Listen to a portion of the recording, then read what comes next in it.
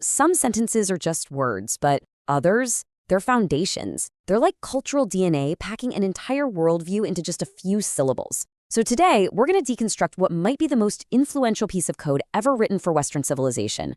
A single sentence that totally rewired how millions of people see reality. Just 10 words, right? You've probably heard them 1,000 times, but I want you to try and see them in a new light. Not as scripture, but as a piece of revolutionary technology, something that fundamentally changed the operating system of the human mind.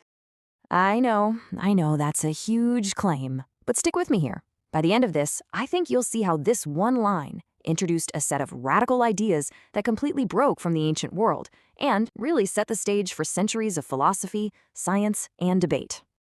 Okay, so let's do it. Let's treat this sentence not just as literature, but as a kind of blueprint. We're going to take it apart piece by piece and really understand the powerful machinery working inside these few words. See, this wasn't just another creation myth to throw on the pile. It wasn't about gods fighting sea monsters or the world hatching from some cosmic egg. No, this was a statement of purpose. It proposed a universe with a completely different operating system than anyone had ever imagined before. To really get just how different it was, we need to zoom in. The true power here isn't just the sentence as a whole, but it's in the explosive, world-changing concepts that were packed into each and every word. Concepts that were totally alien to the ancient mind. Let's start right there, in the beginning. Simple, right? But for most ancient cultures, time was a circle. It was an endless loop of seasons, of empires rising and falling. The world was eternal. Well, this phrase, it just shatters that circle. It introduces linear time. All of a sudden, there's a story with a real beginning, which means there's a middle and maybe an end. History suddenly has a direction. And next up, God. Notice it's singular. One God. In a world that was absolutely jam-packed with pantheons of gods, jealous, flawed, warring gods who are basically just super-powered, dramatic humans, this was a radical, radical idea. This God isn't part of nature, squabbling with the sky god or the sea god. This God is outside of it all, a single transcendent mind. So what does this one God do? He created. And this is huge. If you look at other myths, like the Babylonian Enuma Elish, the world is an accident. It's formed from the dead body of a god after this epic, chaotic battle. Creation was a messy, violent byproduct. But here, it's a deliberate, calm, and orderly act of pure will. It's something brought into being from nothing, just because it was intended to. And finally, the heavens and the earth. This isn't just talking about the sky and the ground. It's an ancient phrase that means, well, everything, the whole shebang, the totality of existence. And what it implies is that all of it, from the farthest star to a single grain of sand, is part of one unified system. It's not a patchwork of territories ruled by a bunch of different gods. It's one single cosmos from one single source. Okay, so we've taken the engine apart. Now let's put these pieces back together and see what kind of universe they actually build. Because when you combine all these ideas, you get a picture of reality that was just, wow, completely alien to the ancient way of thinking.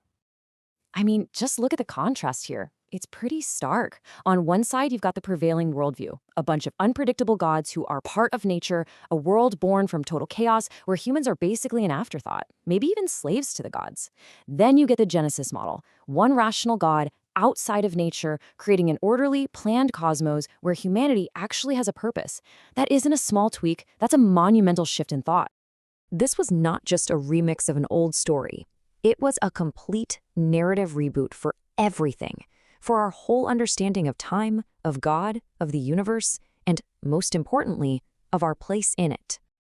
And the shockwaves from this new story, they didn't just fade away. Oh no, they actually grew stronger, shaping the biggest intellectual currents of Western civilization for thousands of years to come. I mean, this one sentence became the starting point for so much. It's the bedrock of Judaism, Christianity, and Islam, obviously, but it also fueled medieval philosophers who were trying to logically prove a first cause for everything. And here's the surprising part. It arguably helped lay a foundation for science. How?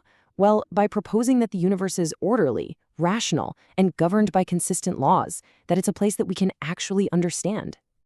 The physicist Paul Davies put it perfectly. He said that the entire scientific project is built on this unspoken belief that the universe makes sense, that it isn't just a random, chaotic mess. And that core belief, that there is an order out there just waiting to be discovered, has deep, deep roots in the worldview that was first laid out in that ancient sentence. So we've pulled apart these 10 words, and we've seen that they are so much more than a simple opening line. They're a super condensed package of radical ideas that really, truly did change the world. Let's just recap. It gave us a new concept of time itself. It helped codify the idea of one God. It proposed a cosmos that was ordered and rational. And by doing all that, it provided an intellectual and cultural foundation that we are still building on and arguing with and reacting to this very day. And so that kind of leaves us with one final question.